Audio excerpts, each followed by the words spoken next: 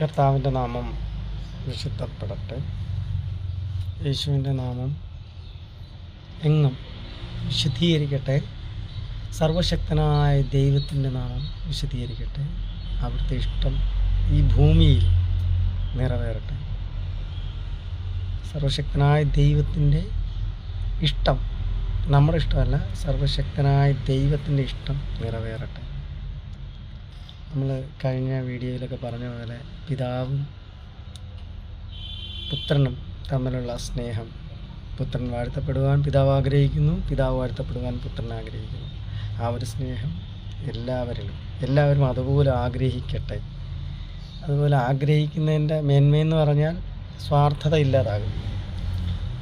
വാശി, വൈരാഗ്യം അത് വേറൊരു അർത്ഥത്തിലെടുക്കാതാവും. ഇപ്പോൾ ഉദാഹരണത്തിന് ഞാനൊരു സിനിമ പറഞ്ഞുതരാം. PK, അമീർ ഖാൻ്റെ സിനിമയാണ്. PK എന്ന് പറയുന്ന സിനിമയ്ക്കകത്ത് അമീർ ഖാൻ പറയുന്നുണ്ട്, ഞങ്ങളുടെ ലോകത്ത് കള്ളമില്ല. കാരണം കള്ളം പറയേണ്ട കാര്യമില്ല. കാരണം എൻ്റെ മനസ്സും മറ്റൊരാളുടെ മനസ്സും ഒരുപോലെ അറിയാൻ പറ്റും. എൻ്റെ മനസ്സിൽ എന്തൊക്കെ ഉണ്ടെന്ന് മറ്റൊരാൾക്ക് കൃത്യമായിട്ട് അറിയാം. അത് ട്രാൻസ്പെറൻ്റ് ആണ്. എൻ്റെ മനസ്സ് ഫുള്ള് കണ്ണാടിയാണ്. കണ്ണാടിയിൽ വെള്ളം നിറച്ച് വെച്ചാൽ പുറത്തിരിക്കുന്നവർക്ക് ഏത് കളർ വെള്ളമാണെന്ന് അറിയാൻ പറ്റും. അതുപോലെയാണ് എൻ്റെ മനസ്സിനകത്ത് എന്തെല്ലാം ഉണ്ടെന്ന് മറ്റൊരാൾക്ക് അറിയാൻ പറ്റും. പിന്നെ അവിടെ കള്ളം പറയേണ്ട കാര്യമുണ്ടോ? പിന്നെ അവിടെ എന്ത് മറച്ചു വെക്കേണ്ട കാര്യമുണ്ടോ? ഒളിച്ചിരിക്കേണ്ട കാര്യമുണ്ടോ? ഒളിച്ചു വെക്കേണ്ട കാര്യമുണ്ടോ? ഒന്നുമില്ല. എല്ലാവരും ഒരുപോലെ, എല്ലാവരും ഒരേ മെത്തേഡിൽ ഒരേ രീതിയിൽ ജീവിക്കുന്ന മനുഷ്യരാണ്. അതുപോലെ ട്രാൻസ്പെറൻ്റ് ആയിട്ടുള്ളൊരു മൈൻഡ് വേണം. അപ്പോൾ ഈ കുട്ടികളെ നമ്മൾ ശ്രദ്ധിച്ചു നോക്കുക, അവരുടെ മനസ്സിലധികം കള്ളമില്ല. ഈ മുതിർന്ന് വയസ്സായി കഴിഞ്ഞാലും പിന്നെ അവർ കള്ളം പറഞ്ഞിട്ട് കാര്യമില്ല. അപ്പം യേശു പറയുന്നുണ്ട്, നിങ്ങൾ തിരിഞ്ഞ ശിശുക്കളെ പോലെ ആകുവിൻ എന്ന് വെച്ചാൽ കളങ്കമില്ലാത്ത മനസ്സിന് ഉടമകളാകുവിൻ. നമ്മളെപ്പോഴും പറയും കുട്ടിക്കാലമാണ് ഏറ്റവും നല്ലതെന്ന്. കാരണം എന്താ, ആ ടൈമിൽ നമ്മളെപ്പോഴും വളർന്നു കഴിയുമ്പോഴാണ് നമ്മുടെ കുട്ടിക്കാലമാണ് നല്ലതെന്ന് മനസ്സിലാക്കുന്നത്. നമ്മൾ എത്രത്തോളം വളർന്നു അത് കഴിഞ്ഞ് ബാക്കിലോട്ട് നോക്കുമ്പോഴാണ് നമുക്ക് മനസ്സിലാവുന്നത് അതായിരുന്നു ഏറ്റവും അടിപൊളി, ബെറ്ററെന്ന്. നമ്മൾ എത്ര ജീവിച്ചാലും നമ്മുടെ കുട്ടിക്കാലത്തെ സുഖം നമുക്കൊരിക്കലും കിട്ടാൻ പോകുന്നില്ല. കാരണം ആ ഒരു ഫീൽ എപ്പോഴും നമ്മുടെ നല്ല മനസ്സിലാണെങ്കിൽ നല്ല മനസ്സിലെപ്പോഴും ആ ഫീൽ ഇങ്ങനെ വന്നുകൊണ്ടിരിക്കും. അപ്പോൾ അതുപോലെ നമ്മൾ പറഞ്ഞു വന്ന കാര്യമാണ് നമ്മൾ ട്രാൻസ്പെറൻ്റ് ആയിട്ടുള്ള മൈൻഡ്, അതായത് ട്രാൻസ്പെറൻ്റ് ആയിട്ടുള്ള മനസ്സ്. ആ PK പറയുന്ന പോലെ. അപ്പോൾ അതിൽ ഒരാളുടെ കയ്യിലിങ്ങനെ വെക്കുമ്പം തന്നെ അമീർ ഖാൻ ഒരാളുടെ കൈ എടുത്ത് വെക്കുമ്പോൾ അയാളുടെ മൈൻഡിലുള്ള, അയാളുടെ മനസ്സിലുള്ള എല്ലാ കാര്യങ്ങളും പുള്ളിക്കാരൻ ഗ്രഹിക്കുന്നു, പുള്ളിക്കാരൻ മനസ്സിലാക്കുന്നു. അവർ പഠിച്ച ഭാഷ, അവർ പഠിച്ച കാര്യങ്ങൾ, അവർ ഇത്രയും വർഷമായിട്ട് എന്തെല്ലാം ചെയ്തു അതെല്ലാം ഒറ്റയടിക്ക് പുള്ളിക്കാരൻ ഇത് ഗ്രാഹി ചെയ്യുന്നു. അപ്പം പുള്ളി അത് പറയുന്നുമുണ്ട്. അപ്പം ആ സിനിമയിൽ കാണിക്കുന്ന അതാണ്, ട്രാൻസ്പെറൻ്റ് ആയിട്ടുള്ള മൈൻഡുമായിട്ട് ജീവിച്ചു കഴിഞ്ഞാൽ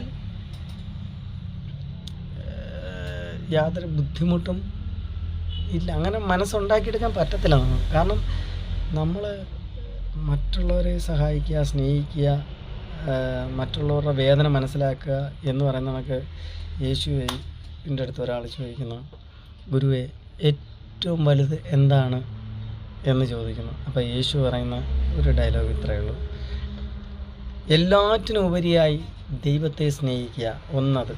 2, നിന്നെപ്പോലെ നിൻ്റെ അയൽക്കാരനെയും സ്നേഹിക്കുക. ദാറ്റ് മീൻസ് നിന്നെപ്പോലെ തന്നെ നിൻ്റെ അയൽക്കാരനെയും സ്നേഹിക്കുക. അതായത് ഞാൻ തന്നെയാണ് എൻ്റെ അയൽക്കാരൻ, ഞാൻ തന്നെയാണ് എൻ്റെ എതിര് നിൽക്കുന്ന ഒരു വ്യക്തി. അപ്പോൾ എൻ്റെ ഓപ്പോസിറ്റ് നിൽക്കുന്ന ആരാണ്? ചിലപ്പോൾ ഒരു ഭിക്ഷക്കാരനായിരിക്കും, അല്ലെങ്കിൽ ചിലപ്പോൾ എൻ്റെ ശത്രുവായിരിക്കും, അല്ലെങ്കിൽ വേറൊരാളായിരിക്കും, എൻ്റെ മാതാപിതാക്കൾ, അല്ലെങ്കിൽ എല്ലാവരും എൻ്റെ മക്കളായിരിക്കും, എൻ്റെ ഭാര്യ, എൻ്റെ അയൽവാസികളായിരിക്കും, എൻ്റെ ആരായാലും അത് ഞാൻ തന്നെയാണ് എന്ന് നീ നിരൂപിച്ചാൽ, എന്ന് നീ ചിന്തിച്ചാൽ പിന്നെ പ്രശ്നം എല്ലാം സോൾവാണ്. കാരണം എനിക്ക് ദ്രോഹം ചെയ്യുന്ന പരിപാടി ഞാൻ ചെയ്യാറില്ല. എനിക്ക് എന്തായാലും എന്നെ തന്നെ ഞാൻ കുത്തി വേദനിപ്പിക്കാറില്ല.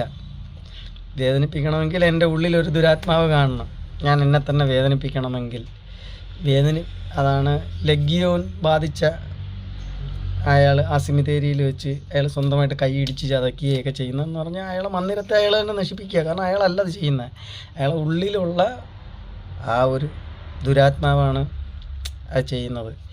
അതുപോലെ ഞാൻ എന്നെ തന്നെ ഒരിക്കലും വേദനിപ്പിക്കില്ല. കാരണം ഞാൻ എനിക്ക് വേണ്ടി എന്തെല്ലാം ചെയ്യുന്നു, എനിക്ക് വേണ്ടി ഞാൻ എന്തെല്ലാം നല്ല കാര്യങ്ങൾ ചെയ്യുന്നു, അത് എനിക്ക് ഓപ്പോസിറ്റ് നിൽക്കുന്ന ഒരാൾക്ക് ചെയ്യുക.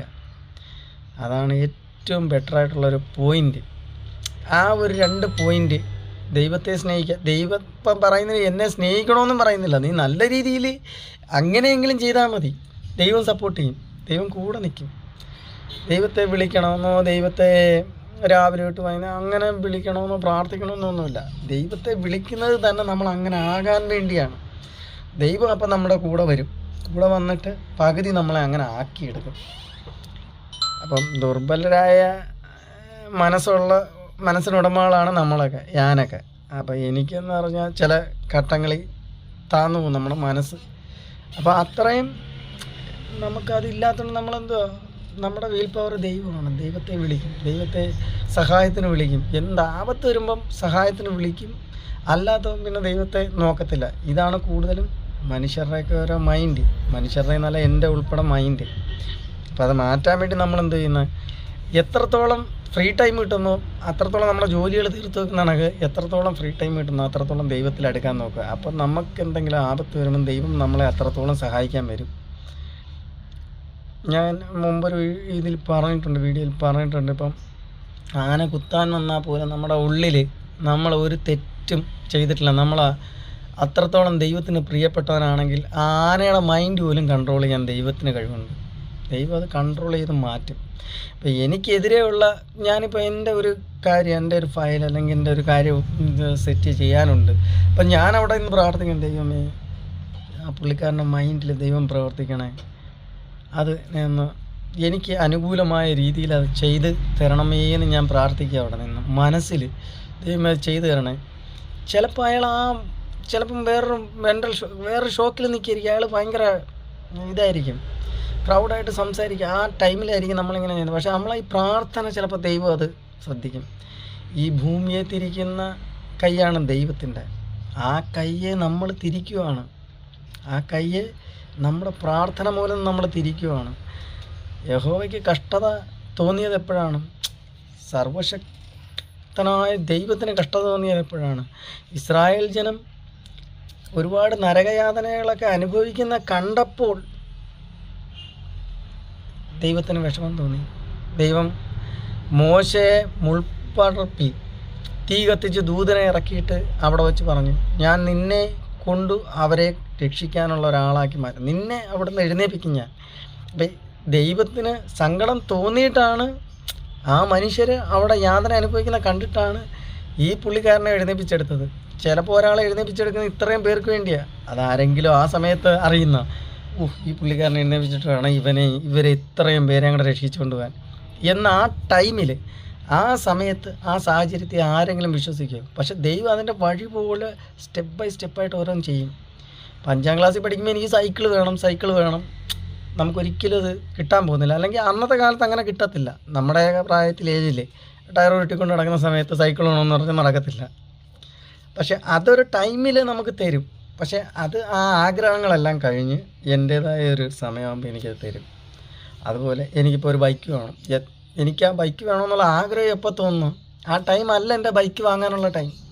പക്ഷെ ആ ബൈക്ക് എൻ്റെ കയ്യിൽ കിട്ടാൻ എനിക്ക് എന്തൊക്കെ ചെയ്യാൻ, ചിലപ്പോൾ അതിന് മുമ്പേ എനിക്ക് ബൈക്ക് തന്നിരുന്നെങ്കിൽ ചിലപ്പോൾ ഞാൻ ഈ ലോകത്ത് നിങ്ങളോട് ഈ സംസാരിക്കാൻ കാണത്തില്ല. ദൈവത്തിന് അറിയാം പ്രായം, പക്വത, മനോഭാവം, മനസ്സ്. ആ ടൈമിൽ ദൈവം എനിക്ക് ബൈക്ക് തരും. കാരണം എനിക്ക് അത്രയും കൺട്രോൾ, വിൽ പവർ ഇതെല്ലാം ഉണ്ടാക്കിയെടുത്ത്. എങ്കിലും ചിലപ്പോൾ ഞാൻ വാശി കാണിക്കാൻ പോകും. ആ ടൈമിൽ എനിക്ക് തന്നിരുന്നെങ്കിൽ ഞാൻ ഭയങ്കര വാശി കാണിക്കാൻ പോയാൽ മറ്റവനെ, അവനെ തോപ്പിക്കാൻ തലയും കുത്തി ഓടിച്ചാനെ. ചിലപ്പോൾ ഇന്ന് ഈ ഭൂമിയിലേ ഞാൻ കാണത്തില്ലായിരുന്നു ഈ സംസാരിക്കാൻ. അപ്പോൾ ദൈവത്തിൻ്റെ പ്രവൃത്തി എന്താണെന്ന് നമുക്ക് ഒരിക്കലും നിരൂപിക്കാൻ പറ്റത്തില്ല. നമ്മൾ ദൈവത്തോട് എത്രത്തോളം ചേർന്ന് പ്രാർത്ഥിക്കുന്നു ആ സമയത്ത് മാത്രം ദൈവം, എന്നല്ല എല്ലാ സമയത്തും നമ്മൾ എത്രത്തോളം ചേർന്നിരുന്ന് പ്രാർത്ഥിക്കുന്നു, അപ്പോൾ നമ്മുടെ എല്ലാ ടൈമിലും, നമ്മൾ ഉണർന്നിരിക്കുമ്പോഴും ഉറങ്ങിക്കിടക്കുമ്പോഴും എല്ലാ ടൈമിലും നമ്മുടെ കൂടെ ദൈവം കാണും. ദൈവം നമ്മുടെ എല്ലാം അറിയും, നമ്മുടെ എല്ലാ സംഭവങ്ങൾ. അതായത് നമ്മുടെ മുടി നാരിഴ പോലും ഒരെണ്ണം ഇളകിപ്പോകണമെങ്കിൽ അത് ദൈവം അറിഞ്ഞിട്ടല്ലാതെ പോകത്തില്ല എന്നാണ് ബൈബിളിൽ ഒരു വാക്യം കിടക്കുന്നത്. എൻ്റെ മുടിനാരിഴ ഒരെണ്ണം പോലും ഇളകി പോകത്തില്ല. അപ്പോൾ അത്രയും കണ്ണിങ്ങാണ് ദൈവത്തിൻ്റെ പ്രവർത്തികൾ. അത്രയും ജെന്യൂനിറ്റി ഉണ്ട് ദൈവത്തിൻ്റെ ഓരോ പ്രവർത്തിക്കും. അത്രയും സത്യസന്ധതയുണ്ട്. പ്രകാശം എന്നത് സത്യമാണെങ്കിൽ ദൈവത്തിൻ്റെ പ്രവൃത്തി എന്നത് സത്യമാണ്. പക്ഷെ നമുക്കത് ഗ്രഹിച്ചെടുക്കാൻ പറ്റുന്നില്ല. നമുക്കൊരു അത്ഭുതം, 1-2 അത്ഭുതം കണ്ടു കഴിയുമ്പോൾ നമ്മൾ ആക്ച്വലി 1-2 അത്ഭുതം കണ്ടവരാണ് നമ്മൾ ദൈവത്തിൻ്റെ. ഇന്നുവരെ ഒരു അത്ഭുതം കാണാത്ത ഒരു മനുഷ്യനും ഈ ഭൂമിയിലില്ല. എത്ര ദൈവത്തെ തള്ളി പറയുന്നവനായാലും ഒരു അത്ഭുതമെങ്കിലും അവൻ്റെ ജീവിതത്തിൽ സംഭവിച്ചിട്ടുണ്ട്. അപ്പം നമ്മൾ അത്ര അത്ഭുതങ്ങൾ കണ്ട മനുഷ്യരായാൽ പോലും നമ്മൾ പിന്നീട് ഒരു പ്രതിസന്ധി വരുമ്പോൾ ദൈവത്തെ തള്ളിപ്പറയാറുണ്ട്. അത് ഇസ്രായേൽ മക്കളുടെ കണ്ണീര് കണ്ടിട്ടാണ് മോശയെ നേതാവാക്കി ഇസ്രായേൽ മക്കളെ രക്ഷപ്പെടുത്തുന്നത്. പക്ഷേ രക്ഷപ്പെട്ട് മരുഭൂമിയിലൂടെ നടന്ന് പ്രതിസന്ധികൾ വരുമ്പോൾ അവർ ദൈവത്തെ കുറ്റം പറയും. ബുദ്ധിമുട്ടുകൾ വരുമ്പോൾ അവർ ദൈവത്തെ കുറ്റം പറയും. അത് അതിൻ്റെ ഒരു നേച്ചറാണ്. അപ്പം നമ്മൾ കഴിവതും നമ്മുടെ മൈൻഡിനെ കൺട്രോൾ ചെയ്ത്, നമ്മുടെ 50% കൺട്രോൾ ചെയ്ത് നമ്മൾ ദൈവത്തോടെ ചേർന്ന് തന്നെ ഇരിക്കാൻ നോക്കുക. നമുക്കൊരു 50% ഉള്ളൂ. അപ്പോൾ അത് പറയാനാണെങ്കിൽ നമുക്കൊരു 50% ഉള്ളൂ. പക്ഷേ ദൈവത്തിന് 50% അല്ല. ദൈവം ഈ ഭൂമിയിൽ മനുഷ്യനായിട്ട് പിറന്നു, പൂർണ്ണ മനുഷ്യനായിട്ട് പിറന്നു, പൂർണ്ണ ദൈവമായിട്ടും ഈ ഭൂമിയിൽ അവതരിച്ചത് നമ്മുടെ യേശുവാണ്. അപ്പോൾ പൂർണ്ണ മനുഷ്യനും പൂർണ്ണ ദൈവവുമാണ്. അപ്പം മരണസമയത്ത് കർത്താവ് പൂർണ്ണ മനുഷ്യനായിട്ടാണ് നമ്മുടെ മുമ്പിൽ ക്രൂശിൽ തറയ്ക്കപ്പെടുന്നത്.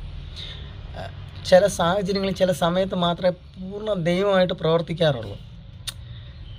ഇപ്പം പത്രോസ് യേശുവിനെ പിടിക്കാൻ ഇവർ വരാൻ നേരത്തെ പത്രോസെ നീ വാള് ഉറയിലിട്, വാളെടുത്തവൻ വാളാൽ തന്നെയാണ് പറയുക. അത് കഴിഞ്ഞിട്ട് പറയും ഞാനിപ്പോൾ പറഞ്ഞാൽ 12-ലധികം ടീം, 12 ബറ്റാലിയൻ, അതായത് 12-ലധികം ലെഗ്യോൺ എന്ന് പറയുന്നത്. ഒരു ലെഗ്യോൺ 60,000 സംതിങ് വരും. അപ്പം 12-ലധികം എന്ന് പറയുമ്പോൾ അത്രയും ദൂതന്മാർ അവിടെ ഇറങ്ങും. ഇവർ വന്നേക്കുന്നത് 10 പേരെങ്ങാണ്ട യേശുവിനെ പിടിക്കാൻ വന്നേക്കുന്നത് കൂടിപ്പോയി. അവിടെ മൊത്തത്തിൽ 30,000 പേരെങ്ങാണ്ടേ ഉള്ളെന്ന് തോന്നുന്നു ആ റോമൻ സാമ്രാജ്യത്തെ പട്ടാളക്കാരായിട്ട്. അപ്പോൾ യേശു പറയുന്ന ഞാനൊന്ന് ഓർഡർ കൊടുത്താൽ എന്നെ രക്ഷിക്കാനല്ല, ഞാനൊന്ന് ഓർഡർ കൊടുത്താൽ അവർ വരുന്നത് എത്ര പേരാണെന്ന് പറയുക പത്രോസിൻ്റെ അടുത്ത്. അതിൽ ഒരാൾ ഇറങ്ങിയാൽ മൊത്തം ഭൂമി തന്നെ ഇല്ലാതാക്കുന്ന ഒരാളാണ്. അത്രയും പവർഫുള്ളായ ആളാണ്. അപ്പോൾ അത്രയും വരുന്ന ദൂതന്മാരിവിടെ വരുമെന്ന് പറയുന്നത്. ഇപ്പം നിങ്ങൾക്കറിയാം, ഏറ്റവും ദൈവത്തിന് ടോപ്പിൽ നിൽക്കുന്ന 2 ദൂതന്മാരെ അറിയാമല്ലേ? ഒന്ന് മിഖായേലും ഒന്ന് ഗബ്രിയേലും. ഈ 2 ദൂതന്മാരാണ് ഏറ്റവും ടോപ്പിൽ നിൽക്കുന്ന 2 ദൂതന്മാർ. അപ്പം ഗബ്രിയേലിനെ കുറിച്ച് നിങ്ങൾക്കറിയാമല്ലോ. ഗബ്രിയേലിൻ്റെ ദർശന സാഫല്യമേ, അത് യേശുവിൻ്റെ ജനനവും കാര്യങ്ങളും സംബന്ധിച്ച് ഗബ്രിയേലാണ് ദൂതനായിട്ട് വന്നതുമെല്ലാം. ഡയറക്റ്റ് ദൈവം അയക്കുന്ന ആളാണ്. ദൈവത്തിൻ്റെ വലം കൈയും ഇടം കൈ 2 പേരാണ്. മിഖായേൽ എന്ന് പറഞ്ഞാൽ അതിലും ഭയങ്കര സംഭവമാണ് മിഖായേൽ. അപ്പം ഗബ്രിയേലും മിഖായേലിനും താഴെ ഒരുപാട് പേരുണ്ട്. ഇപ്പോൾ കെരൂബുകൾ, അങ്ങനെ ഒരുപാട് ദൂതന്മാരുണ്ട്. അപ്പോൾ കെരൂബുകളിൽ പെടുന്ന കുറച്ച് പേരാണ് ഈ ഈ നെഗറ്റീവ് ചിന്തകൾ. കാരണം അവർക്ക് ഒരുപാട് സൗന്ദര്യവും കാര്യങ്ങളൊക്കെ ഉണ്ടായതുകൊണ്ട് ദൈവത്തിനോളം സൗന്ദര്യം വരുന്ന ടീമുകളാണ് ഞങ്ങളെന്നുള്ള ഒരു ഭാവം ഉള്ളിൽ വന്ന്, പുറമേ അല്ല. ഞാൻ പറഞ്ഞു നിങ്ങളടുത്ത്, നമ്മളെന്ത് നിരൂപിക്കുന്നു, എന്ത് ചിന്തിക്കുന്നു, അത് ഉള്ളിലാണ്. നമ്മുടെ മനസ്സാണ് ദൈവം ചിന്തിക്കുന്നത്. 10 രൂപ പിച്ചക്കാരന് കൊടുക്കുമ്പം ഉണ്ടാവുന്ന മനോഭാവമാണ് ദൈവം ചിന്തിക്കുന്നത്. അല്ലാതെ പുറമേയുള്ള കാര്യമല്ല. നമ്മൾ ആർക്കെന്ത് സഹായം ചെയ്യുമ്പോൾ അപ്പം മനോഭാവം ഇങ്ങനെ ആയിരിക്കണം. ഇപ്പന്നെയൊക്കെ കാരണം രാവിലെ ഇങ്ങനെ എന്നാണ് നമ്മൾ ചിന്തിക്കുന്നത്. ദൈവത്തിൻ്റെ ഓരോ കാര്യങ്ങളും അതുപോലെ. അപ്പോൾ അത് കൂടെ നിന്ന ദൈവത്തിൻ്റെ കൂടെ നിന്ന ആൾക്കാരാണ് കെരൂബുകൾ. അവരാണ് അങ്ങനെ ഇങ്ങനെ മനസ്സിലിങ്ങനെ ചിന്തിക്കുകയും ദൈവം അവരെ വെട്ടി താഴെ ഇടുകയും താഴെ ഭൂമിയിൽ ഇഴഞ്ഞും പല രീതിയിലും മനുഷ്യനെ ഇല്ലാതാക്കുവാൻ, മനുഷ്യനെ പിടിക്കുക എന്നതാണ്. ഇപ്പോൾ ഗോസ്റ്റ് ഇൻ ദ ഷിപ്പ് എന്ന് പറഞ്ഞൊരു സിനിമ ഞാൻ ഇംഗ്ലീഷ് അതിനകത്ത് കാണിക്കുന്ന കണ്ടന്റ് എന്ന് പറഞ്ഞാൽ വലിയൊരു കപ്പലിനകത്ത് കുറേ സ്വർണം വെച്ചിട്ടുണ്ട്, പൊളിഞ്ഞു പോയ കപ്പലാണ്. അപ്പോൾ ഈ സ്വർണം എടുക്കാൻ കരയുന്ന കുറച്ച് പേര് ഈ കപ്പൽ തേടി പോകുന്നു, ആ കപ്പലിനകത്ത് കയറി ഈ സ്വർണം എടുക്കാമെന്ന് വ്യാജേന എല്ലാം വ്യാജേന എല്ലാം എടുക്കുവാണെങ്കിലും അതിലൊരാൾ നിന്ന് ഇവരെല്ലാം ഓരോരുത്തരെയായിട്ട് കൊല്ലുന്നുണ്ട്. ലാസ്റ്റ് ഒരു പെണ്ണാണിത് കണ്ടുപിടിക്കുന്നത്, ഇവനാണ് നമ്മളെ വിളിച്ചുകൊണ്ട് വന്ന് ഇങ്ങനെ ചെയ്തതൊക്കെ കൂടെ നിന്ന് ഇവൻ കൊല്ലുക. പക്ഷേ ഈ പെണ്ണ് ആ കപ്പലോടെ മൊത്തത്തിൽ നശിപ്പിച്ച് സ്വർണ്ണം എല്ലാം നശിച്ചു. എന്നിട്ട് ഇവളെങ്ങനെ രക്ഷപ്പെട്ട് വെളി വരാൻ നേരത്തെ ഇവള് കരയെ വന്ന് ആംബുലൻസ് നോക്കാൻ നേരത്തെ ഇവൻ താണ്ട അടുത്ത ബറ്റാലിയൻ സ്വർണവും കുറച്ച് ആൾക്കാരുമായിട്ട് അടുത്ത വലിയ കപ്പലിൽ കയറി പോകുന്നവൻ. ഇവൻ അങ്ങനെ മരിക്കുന്നില്ല, ഇവൻ്റെ ആ കപ്പൽ പൊട്ടി തകർന്ന് പോകുമ്പോൾ അതിനകത്തുനിന്ന് ഒരു ലക്ഷക്കണക്കിന് ആത്മാക്കൾ ആ കപ്പലിനകത്ത് ഇവൻ കളക്ട് ചെയ്ത് വെച്ചിരുന്ന കോയിൻ, അതായത് ആത്മാക്കൾ പറന്നിങ്ങനെ മേളിലോട്ട് പോവുക. അവർ ഫ്രീ ആയി, ഇവൻ്റെ അടിമത്തത്തിൽ നിന്നും ഫ്രീ ആയി, ഇവനാണ് അതിൻ്റെ കിങ്. അപ്പം ഇതുപോലാണ് പിശാച് ഓരോ ആത്മാക്കളെ സ്റ്റോർ ചെയ്ത് എവിടെയെങ്കിലും കൊണ്ടുവെക്കുന്ന ഓരോ പ്രേതാലയങ്ങളും അവിടെ ഇവിടെയൊക്കെ. പക്ഷെ നമ്മൾ അതിനേക്കാൾ ബലമായിട്ട്, നമ്മൾ അതിശക്തരായിട്ട്, നമ്മൾ ദൈവത്തിൻ്റെ ആൾക്കാരായിട്ട്, നമുക്കൊരുപാട് ആൾക്കാരുണ്ട്, നമ്മൾ വിളിച്ചാൽ വരുന്ന ആൾക്കാർ ഒരുപാട് പേരുണ്ട്, നമുക്ക് ദൂതന്മാർ ഒരുപാട് പേരുണ്ട്. നമ്മൾ ആ പ്രാർത്ഥിക്കുക, ഇവിടെ ഇരുന്ന് പ്രാർത്ഥിച്ചാൽ അമേരിക്കയിൽ ഇതാ പറയുന്നതിന് മുമ്പ് സെക്കൻഡിനുള്ളിൽ അത്ഭുതം നടക്കും. അമേരിക്കയിൽ ഇരിക്കുന്ന ഒരാൾക്ക് പ്രാർത്ഥിച്ചാൽ. അതാണ് ദൂതന്മാർ കയറി ഇറങ്ങുകയും ചെയ്യാം മേലിൽ കൂടുന്നു, അത്രയും സ്പീഡാണ് സ്വർഗത്തുനിന്ന്. അത് നമ്മുടെ ജോസഫ് കണ്ടു, കാരാഗ്രഹത്തിൽ കിടന്നു, ദൂതന്മാർ കയറി ഇറങ്ങുകയും ചെയ്യുന്നത് അത്രയും സ്പീഡപ്പായിട്ട്. അപ്പോൾ അതുപോലെ നമ്മൾ അത്രയും ഇതായിട്ട് നമ്മൾ എഫോർട്ട് എടുത്ത് പ്രാർത്ഥിക്കുമ്പം അത് കേൾക്കുക. അപ്പം നമ്മൾ ഇതുപോലെ സംസാരിച്ച് അവൻ ആ നെഗറ്റീവ് എനർജി ആത്മാക്കളെ നേടുന്ന പോലെ തന്നെ നമ്മളും എന്ത് ചെയ്യണം, നമ്മളും ഇതുപോലെ ഓരോരുത്തരുടെ മൈൻഡിൽ നിന്നും നെഗറ്റീവ് എനർജിയെ കളഞ്ഞ് നല്ല ആത്മാവിനെ റെഡിയാക്കിയെടുത്ത് നമ്മൾ നേടി അവർ ആത്മാർത്ഥമായിട്ട് ദൈവത്തിൽ വിശ്വസിക്കുകയും ദൈവത്തോട് നല്ല മനസ്സോടും നല്ല ഇതോടും കൂടി ജീവിക്കണം എന്ന് നമ്മൾ ആഗ്രഹിക്കുന്ന എന്തിനാണ്? നമ്മൾ പണം, പ്രശസ്തി, ഇതൊന്നും അല്ല നമ്മുടെ ആഗ്രഹം. എന്താ?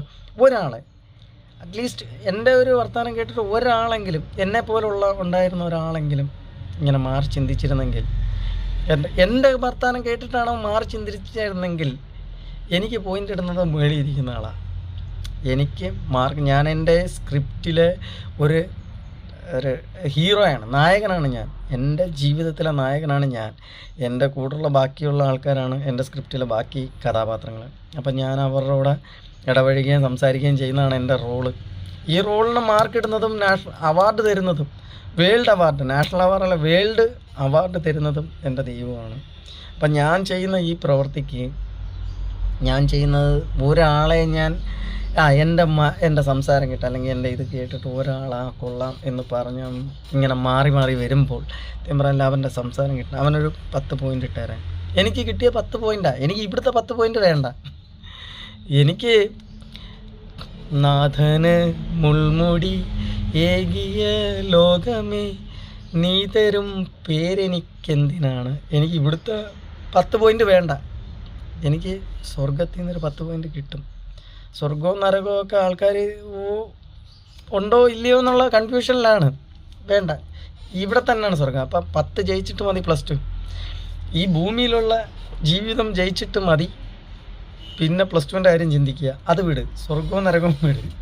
നിങ്ങൾ ഈ ഭൂമിയിൽ +പോയിൻ്റ്. ഇപ്പം ഞാൻ എന്തിനാണ് നല്ല രീതിയിൽ ജീവിക്കുന്നതെന്ന് പറഞ്ഞു, ആ ജീവിതത്തിൻ്റെ സുഖം നിങ്ങൾക്ക് മനസ്സിലാകത്തുണ്ട്. നല്ല രീതിയിൽ ജീവിക്കുമ്പം നമ്മുടെ ഉള്ളിലായാലും നമ്മുടെ ശരീരത്തിൻ്റെ അല്ലെങ്കിൽ നമ്മുടെ ഘടന, നമ്മുടെ പ്രവൃത്തിയുടെ, നമ്മുടെ ജീവിതത്തിൻ്റെ നിലവാരം ഓരോന്നും നമ്മുടെ സ്റ്റെപ്പ് ബൈ സ്റ്റെപ്പായിട്ട് നല്ല രീതിയിൽ ജീവിക്കുമ്പോൾ നമ്മുടെ മനസ്സ്, ശരീരം എല്ലാം ശുദ്ധമാവുക, ട്രാൻസ്പെറൻ്റ് ആവുക. നമ്മുടെ മനസ്സൊക്കെ ട്രാൻസ്പെറൻ്റ് ആകുന്നതിനനുസരിച്ച് നമ്മൾ സ്റ്റെപ്പ് ബൈ സ്റ്റെപ്പായിട്ട് മാറിക്കൊണ്ടിരിക്കുക.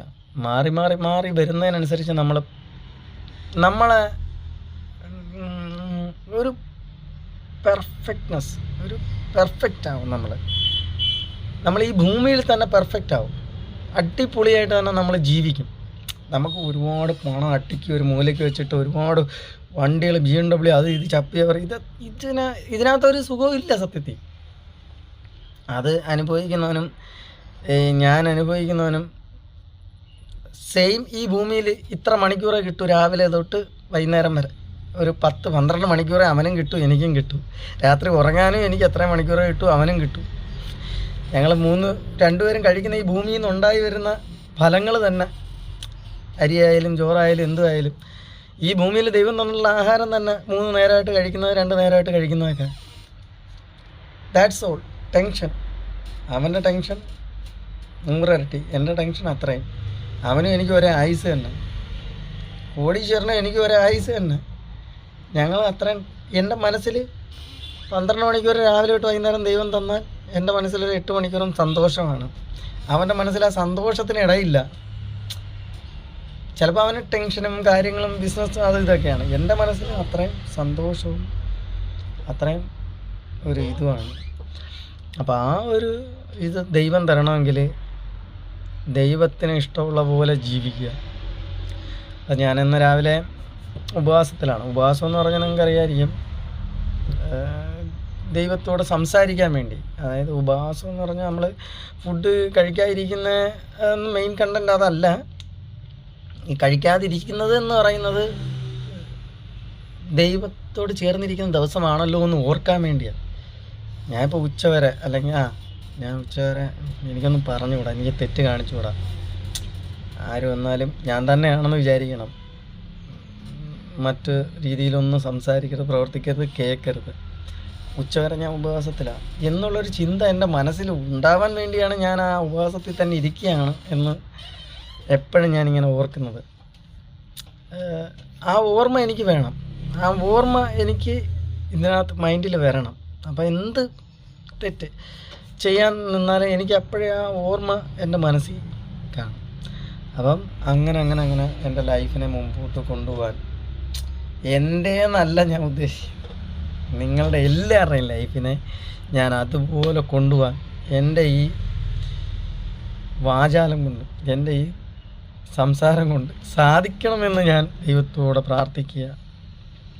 ദൈവം എനിക്കതിനൊരു വഴി കാണിച്ചു തരും, ഉറപ്പാണ്. അതിൽ ഒരാളെങ്കിലും ദൈവം ഇത് കേട്ടിട്ട് മാറ്റും എന്നെനിക്ക് തോന്നുന്നു.